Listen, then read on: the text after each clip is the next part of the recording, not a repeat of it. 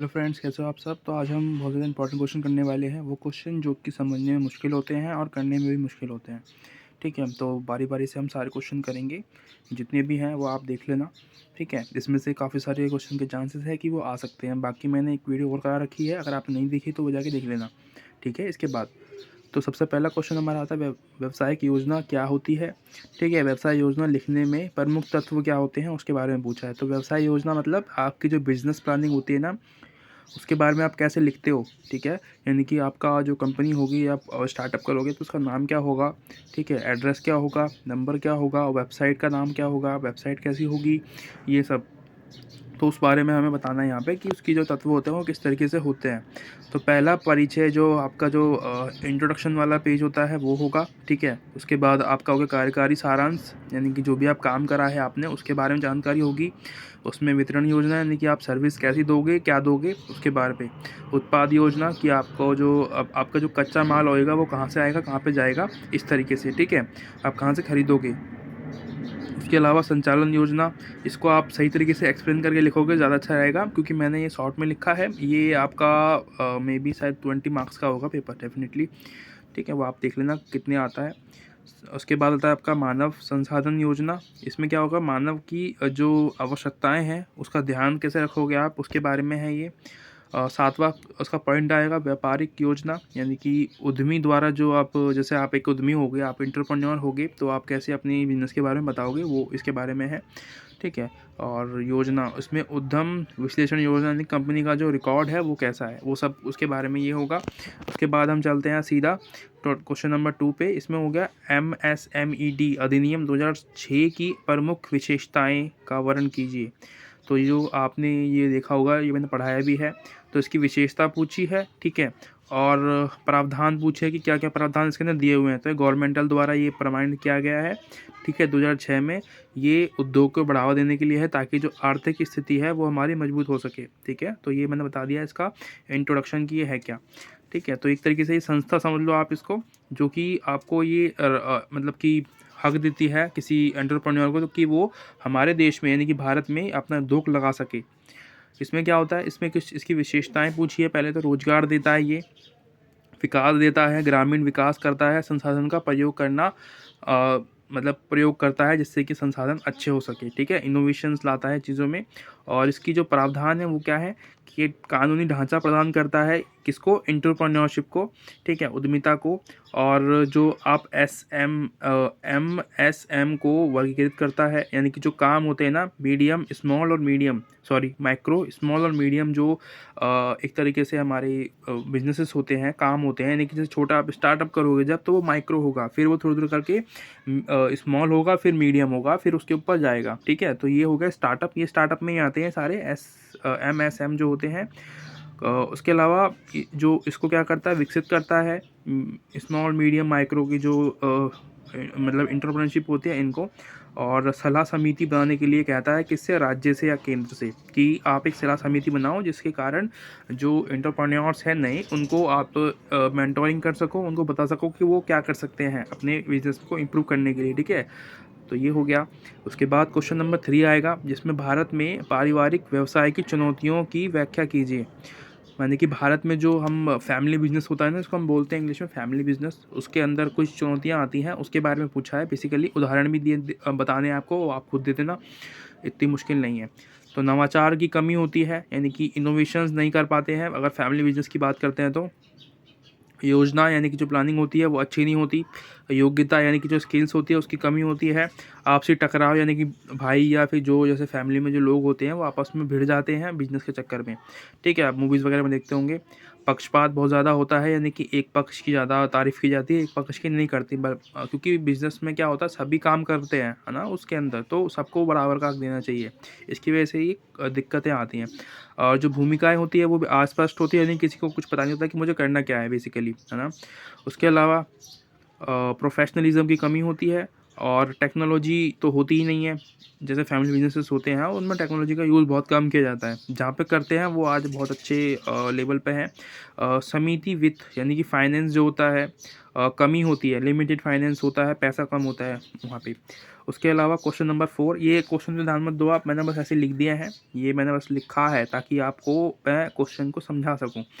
ठीक है, ये आ जाएंगे, आ सकते हैं, इसमें से कोई भी आ सकता है। वित्त के अल्पकालीन स्रोतों के महत्व की व्याख्या कीजिए। तो अल्पकालीन स्रोत यानी कि कम समय के लिए जो हम एक तरीके से बैंक से या किसी अदर कंपनी से जो हम पैसा लेते हैं, है ना, कर्ज में, तो उसको हम बोलते हैं अल्पकालीन स्रोत। तो क्या हो सकते हैं, एक जैसे कि बैंक हो गया, है ना, व्यापारिक उधार, और उसके अलावा वाणिज्यिक पत्र, फैक्टरिंग होती है उसके अलावा। ठीक है, ये हमें नीचे यहाँ पे डिस्क्राइब किए हुए हैं सारे आपकी सहूलियत के लिए। तो बैंक क्या होता है आपको पता है, तो ये यहाँ पे हमें टैक्स देना होता है और ब्याज भरना होता है। ठीक है, इसके अंदर मतलब कि जो आप पैसे लोगे तो उसका आपको टैक्स भी देके दोगे आप और उसका ब्याज भी भरोगे। व्यापारिक उधार क्या होता है, ट्रेड क्रेडिट, इसमें हम एक तरीके से अपने कस्टमर से ही, जो उद्यमी होते हैं अपने कस्टमर से ही मतलब पैसा ले लेते हैं उधार में, और फिर उनको उसके बदले में अपने प्रोडक्ट देते हैं फ्री में। ठीक है, और कुछ एक्स्ट्रा उनको देना पड़ता है उसके लिए, जैसे कि कूपन्स वगैरह होते हैं वो भी देना पड़ते हैं। आगे आता है फैक्टरिंग। फैक्टरिंग में क्या होता है कि जैसे कि आप एक एग्जांपल लेते हैं लोन का, जब हम कोई मोबाइल परचेस करते हैं तो लोन पे करेंगे, ठीक है, ईएमआई बनवाएंगे उसकी, तो ये भी उसी पर तरीके से होता है कि देखो यहाँ पे 3 लोग होते हैं बेसिकली। तो एक तो हम है कस्टमर, एक है कौन, जो बेचने वाला है, और एक है बैंक। ठीक है, तो 3 लोग होते हैं यहाँ पे, हम तीनों के बीच में ये काम चल रहा होता है। बैंक तो ये बैंक क्या होता है वहाँ पे होता नहीं है उस टाइम अवेलेबल।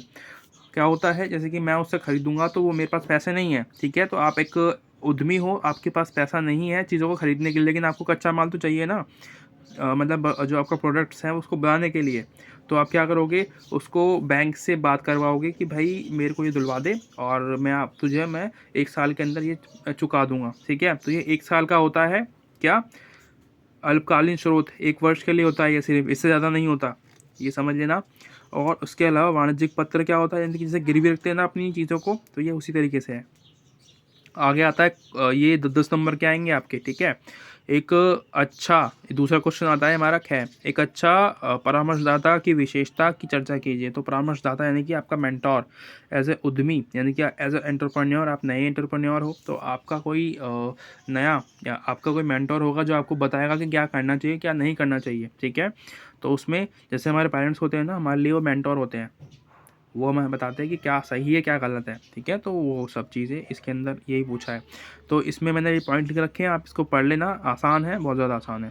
और स्टार्टअप के बारे में बता रहा था मैं कि स्टार्टअप क्या होता है, एक तरीके से इसका कोई देखो परिभाषा नहीं दे रखी है किसी ने प्रॉपर तरीके से, लेकिन हाँ किसी किसी लोगों ने बता रखा है, जैसे कि रीज है यहाँ पे, वो कह रहे हैं कि एक मानव संस्था है जिसका नए उत्पाद या सेवा, है ना, देने के लिए बनाया जाता है। उसके अलावा ये हेल्ट नूनी के करके कुछ है। ठीक है, ये आप हेल्ट नन ऐसा करके नाम है इनका।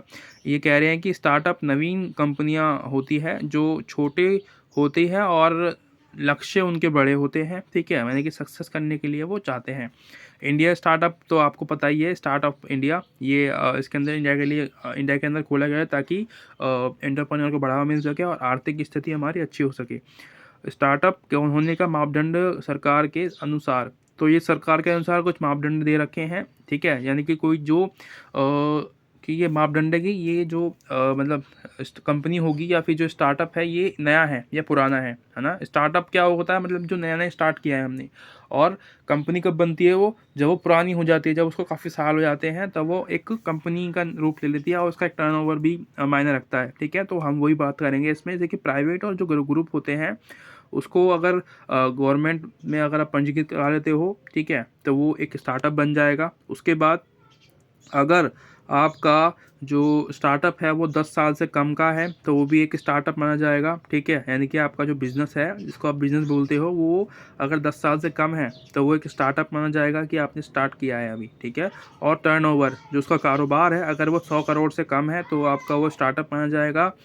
ठीक है, और अगर आप नवाचार यानी कि जो इनोवेशंस है और उत्पाद देने की दिशा में काम करना चाहते हो तो वो एक क्या है, एक स्टार्टअप है। इसके अलावा आगे मुद्रण योजना के बारे में बात करते हैं। थोड़ा मुश्किल टॉपिक था ये, ठीक है, यानी कि समझना में मुश्किल था और वैसे भी आप एक्सप्लेन कैसे कर पाओगे इसको जब आपको पता ही नहीं होगा कि ये है क्या। तो ये एक तरीके से इसमें क्या होता है, ये मुद्रण योजना में आपको एक एज ए एंटरप्रेन्योर जो गवर्नमेंट होती है वो पैसा देती है आपके बिजनेस में हेल्प करने के लिए, ठीक है। तो मुद्रा ये नीचे लिख रखा है मैंने, इसकी फुल फॉर्म बता रखी है, micro union development refinance agency, ठीक है जी। और वित्तीय संसाधन प्रदान करने के लिए श्रेणियां बनाई गई है कुछ, यानी कि आपको पैसे किस हिसाब से मिलेंगे। अगर आपका जो स्टार्टअप है वो माइक्रो है, ठीक है, ये ऐसे ही बनाए जाते हैं माइक्रो, स्मॉल और मीडियम। तो ये 3 तरीके के आपके स्टार्टअप होते हैं। अगर आपका माइक्रो है तो आपको 50,000 रुपये मिलेंगे, सिर्फ उससे ज़्यादा नहीं मिल सकते। और अगर आपका स्मॉल है तो 50 से 5 लाख, और मीडियम है तो 5 से 10 लाख तक आपको मिल जाएंगे। इसका उद्देश्य क्या है, छोटे जो नवीन उद्योग है उनको बढ़ावा देना, कंपनी या सरकार से उनके लिए वित्तीय सहायता प्रदान करवाना, ठीक है। तो इसका मुद्रण योजना का ये लाभ है, उद्देश्य है, जो भी आप समझ लो, ठीक है। तो आप इसको आप देख लेना किस तरीके से आप इसको बड़ा करके लिखोगे। मैंने तो जल्दबाजी में लिख दिया छोटे में, ठीक है। मैं तो ऐसे ही लिखना ज़्यादा पसंद करता हूँ ताकि ये ज़्यादा आपको याद आ जाए, ठीक है। इवन आप क्वेश्चन अटैम्प्ट तो करके आओ, है ना, वो भी सही होगा अगर आप ऐसे भी अगर आपको याद होता है तब भी, ठीक है। Thank you so much for watching. अगर अच्छी लगी वीडियो, और एक और रह गया ये तो, अभी तो एक और रह गया, सॉरी। तो KVIC यानी कि खादी विलेज योजना, ये आप खुद पढ़ लेना, ठीक है। ये गांव में रोजगार को बढ़ावा देने के लिए बेसिकली है, ठीक है। वस्तुओं का जो उपयोग है वो करना और आत्मनिर्भरता को बढ़ावा देना गांव के अंदर। और भारत में एक और क्वेश्चन है ये इकोसिस्टम के बारे में पूछेगा आपसे, ठीक है। इकोसिस्टम यानी कि किसी स्थान की पॉलिटिकल, कल्चरल, सोसाइटी और जो फाइनेंशियल चीज़ें हैं उसको देखने के बाद कोई उद्यमी वहाँ पे जो उद्योग स्थापित करता है उसके बारे में ये पूछ रहा है बेसिकली आपसे, ठीक है। और ये आप पढ़ लेना। इसके अंदर उद्यमी का निर्धारक भी बता रखा है, एक मैंने आंतरिक निर्धारक दे रखे हैं और एक बाहरी जो है कारक दे रखे हैं, जिससे कि कोई उद्यमी मतलब इसको देख के लगता है कि ये व्यक्ति उद्यमी बन सकता है, ठीक है। उसके बाद एक क्वेश्चन ये आता है, थोड़ा इंपॉर्टेंट है, ये मैंने ऐसे लिखा है ताकि आप समझ जाओ, और उसमें आपको ये डिस्क्राइब करना पड़ेगा, ठीक है, आपके आंसर शीट में। इसका पूछ रहा है कि व्यावसायिक आइडिया उत्पत्ति के स्रोत पूछ रहा है यहाँ पे। तो पहला तो आंतरिक होता है और दूसरा बाहरी होता है। आंतरिक यानी कि आपकी कोई रुचि है ना, आपको शोध करना बहुत पसंद है, यानी कि रिसर्च वगैरह करना मार्केट के बारे में, वो। दूसरा क्या है, आपने कस्टमर्स की नीड को देखा है कि ये चीज़ें कम है, इसको हमें बनाना चाहिए, तो ये आप वहाँ से आप एंटरप्रेन्योर बन सकते हो, यानी कि स्रोत है ये, ठीक है, आइडिया जनरेशन के। उसके अलावा न्यूज़पेपर वगैरह जो भी होते हैं ये भी हो सकते हैं। व्यवसाय प्रदर्शनी यानी कि इनोवेशंस वगैरह जो होती है वहाँ पे, और जो सेवाएं उपलब्ध है उनको देख के आप अंदाजा लगा सकते हो कि क्या हो सकता है या क्या नहीं हो सकता। सरकारी नीतियाँ, ये भी एक प्लस पॉइंट है कि आप गवर्नमेंट की नीतियों को देख के उनका फ़ायदा उठा के और आप आइंदा जनरेशन कर सको, ठीक है, कि बिजनेस किसके अंदर करना चाहिए। Thank you so much for watching, मिलते हैं अगली वीडियो में।